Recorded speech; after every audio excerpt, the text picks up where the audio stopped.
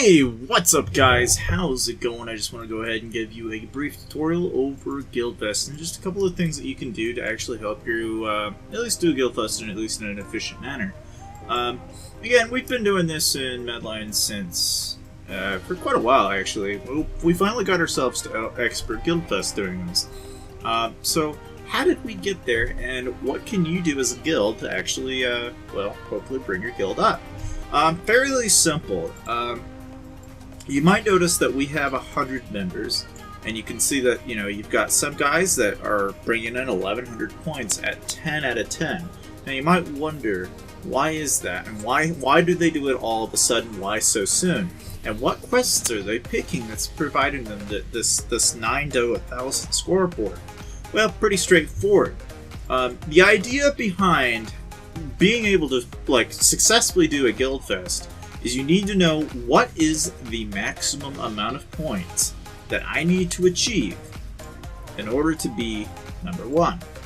And you know, oftentimes people are going to look and they're going to say, well, I don't know, you know, I'm not really sure, you know, and they throw it off, you know, and they're like, well, well, see, as you can tell, 122,000 points.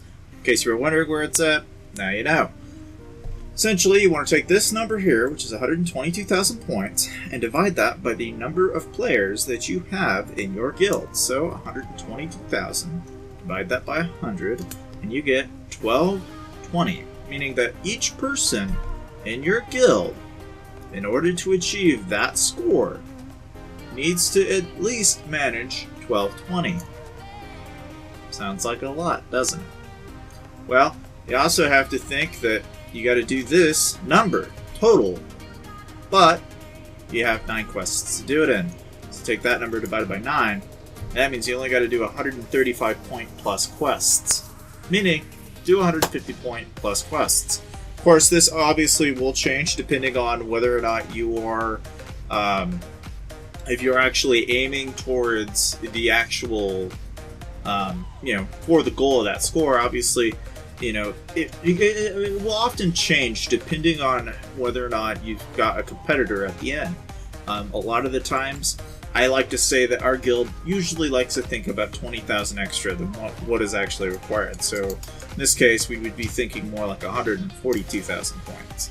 You divide that by the total number of players in your guild, and then divide that again by the amount of quests you have, which in this case is technically 10, but we'll stick with 9. So in this, you know, this situation, that would mean we would need 157 points and 9 quests. But as I had mentioned, there is one extra quest you can do. This is for those of you who, again, have some spenders in the guild, and frankly, I almost want to say you're almost better off spending the 1,000 gems in the guild than it is, because it actually, you'll see that it actually does a great deal. So if, let's suppose we did this again, and we divided by 100 by the number of players in the guild, of course, and then divided by 10 rather than 9, you'll see that the lower score drops by about 10 points on average for everybody. Again, does it make a huge difference? Yes, just a little bit, because you have to think that if at minimum, if everybody in the guild had to do 150 point plus quests, that one extra quest just cut it down the minimum for everybody. So essentially what that opens the door to is you could essentially, you know, in order to manage, right, if something that everybody did 100 point plus quests for every 10 quests they did, it, you know, everybody would manage at least 1,100 points, like JD Geku has done. And is that the wrong? No, not really. In fact, if anything, it's probably not far from what most people will do. Because again, if you take 1120 and you times, you know, multiply that by the number of players you have, which is 100, you'd be at 112,000 points. Meaning, you know, with 122,000 minimum, that ain't gonna cut it. But would that mean that you're at least close? Yes. I mean, again, some people won't manage the high score, especially an expert. It's something that very few and very seldom you have a lot of free-to-play players that can actually manage this. But there are a couple of ways. You want to look for these kind of quests, increase might research quests. You want to look for gather quests that are hopefully giving you Not so much the level 5 tile quests, those I would avoid, but you know, the 20 million or 20 million whatever resource, those type of gather quests are really easy to do. And again, it's above our minimum of 140 plus point quests, and so we will do those 147 or higher, you know, point quests to make it easier on the guild. Again, you know, it also helps when, you know, you've got somebody who can save their speed ups, if you guys have been doing that. And during Guildfest, you'll be one of the few individuals who can do the Hell event top 8, get 352 points, a single quest. Those are the individuals that will rock, you know, they rake in thousands of points every Guildfest, and that's simply because they save their speed ups. So if you guys have been doing that, then, you know, congrats, you're doing the right thing. But for those of you who haven't been doing that, again, you can manage doing darkness quests. Darkness quests aren't bad, they're really not. You can manage doing a lot of the darkness rally quests, which require you to do at least, I think, a minimum of 4 rallies to get some essences, are super easy, you know, for 150 points. So like I said, don't bother doing a lot of the other quests unless you really need to. Again, Labyrinth Guardian quests are not bad. I recommend that if you're going to do those, get your points in Wii Gamers, guys, and take advantage of the Holy Stars that they provide, and just go gamble inside the normal Labyrinth for a little while and see if maybe a monster will show up, because the moment it does, ka-ching, you've done it. But essentially, you know, with the advice that I've given you, obviously some of you are probably thinking, well, I already knew this. You're not telling me anything I didn't know. Well, I'll have you know that there is one thing that you can do in Guildfest that probably will stack up against others, and it's this.